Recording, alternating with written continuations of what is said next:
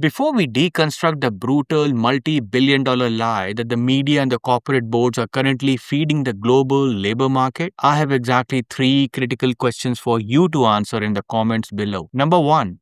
Are you operating under the catastrophic delusion that every time a tech conglomerate announces a mass layoff, it is because artificial intelligence has genuinely automated those jobs? Number 2, do you understand the lethal mathematical difference between a company firing employees because they have achieved true algorithmic efficiency and a company firing employees simply to artificially inflate their stock prices and hide their incompetence? Number 3, if you are navigating the 2026 labor market, do you possess the structural blueprint to look at the company's layoff telemetry and instantly diagnose whether they are a visionary powerhouse or a sinking, panic driven ship? Let me know your answer. I'm Dr. HR for once and all who are new to the channel. I approach the global labor and capital market not with emotional comforting advice but as a cold structural algorithmic system. I hold a PhD in human resources, a master's from prestigious Tata Institute of Social Sciences TISS in Mumbai, and a bachelor's in computer engineering. Operating on the ground here in Dubai since 2010, consulting for Tier 1 corporate entities, sovereign wealth funds, and apex tech founders across the Middle East and India, I monitor exactly how global talent acquires maximum leverage and how corporate narratives manipulate. The market does not reward you for believing the PR press release. It rewards you for decoding the underlying financial math. The media is telling you a harmonized, terrifying story. AI is coming for everyone, and all tech sector layoffs are driven solely by algorithmic redundancy.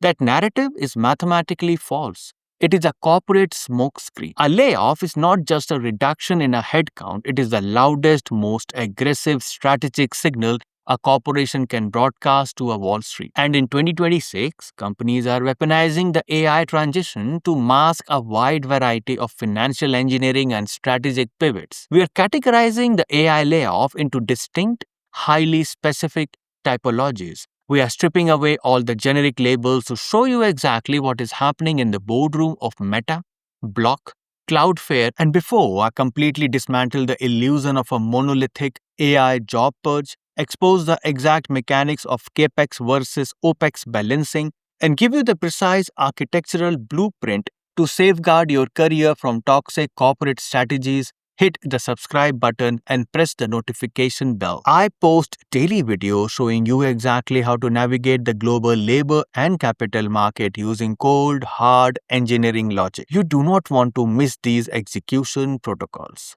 Stop reading the headlines, start auditing the balance sheet.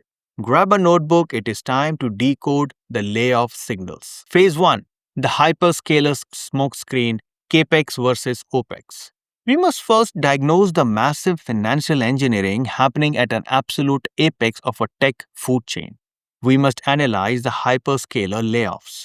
Look at the conglomerate like Meta, Google, and Amazon. When they announces a reduction of 10,000 biological employees and cite AI efficiency, the amateur operator believe that an AI agent literally took over 10,000 specific jobs.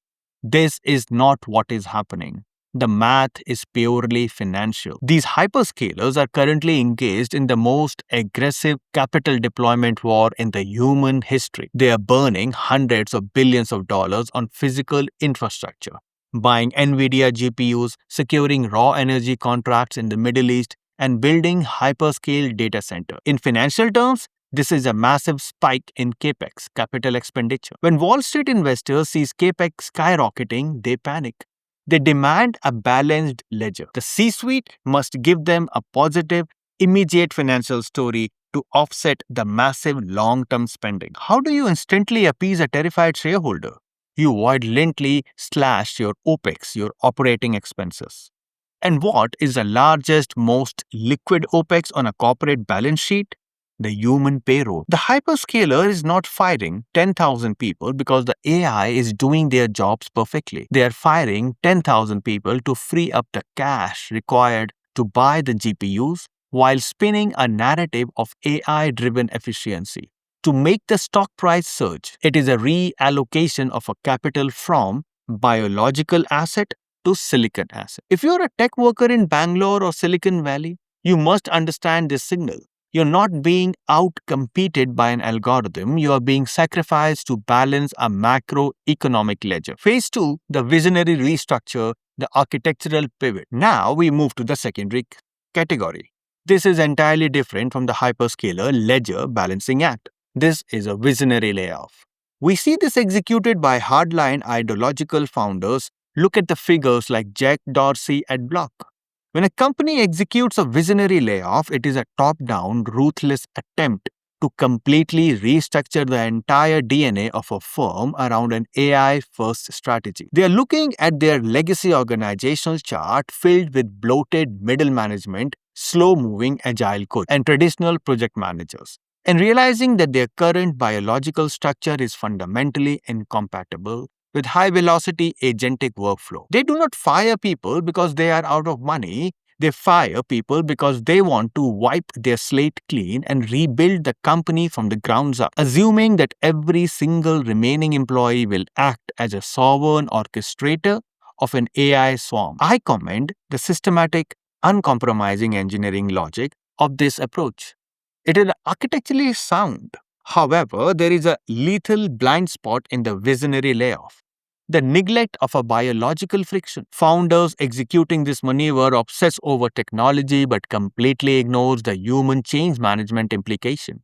You cannot simply fire a 30% of a company, hand the remaining 70% an enterprise LLM license, and expect immediate hyperproductivity. You trigger a massive survivor guilt, psychological paralysis, and institutional knowledge drain. If you are a job seeker looking at a visionary firm, you must be highly cautious. The strategic vision might be perfect, but if they lack the HR architecture to manage the transition, you are stepping into a chaotic, high burnout war zone. Phase 3, activity-based panic, the metric trap. The third category is where we see the highest concentration of a corporate incompetence. This is an activity-based layoff. We have seen this telemetry signal from the companies like Cloudflare and various mid-tier SaaS platforms. The C-suite installs an enterprise AI tool like GitHub Copilot or an internal LLM. They open their analytic dashboard and see a massive spike in the user's statistics. The CEO looks at the board and says, "Look at this. Our engineers are logging 600% more AI activity.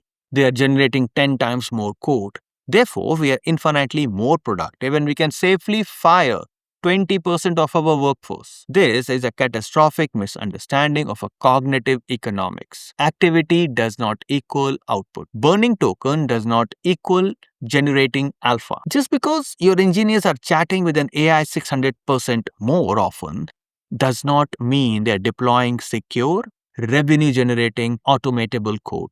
In fact, heavy AI activity often signals the exact opposite. It signals that the workforce is using the AI to generate a massive amount of work slop, unverified, bloated code that will require thousands of hours of future human debugging. When a company executes a layoff based purely on AI uses metric, it is glaring neon warning sign of underlying strategic distress and poor planning. It proves the executive board does not understand the difference between generation and comprehension.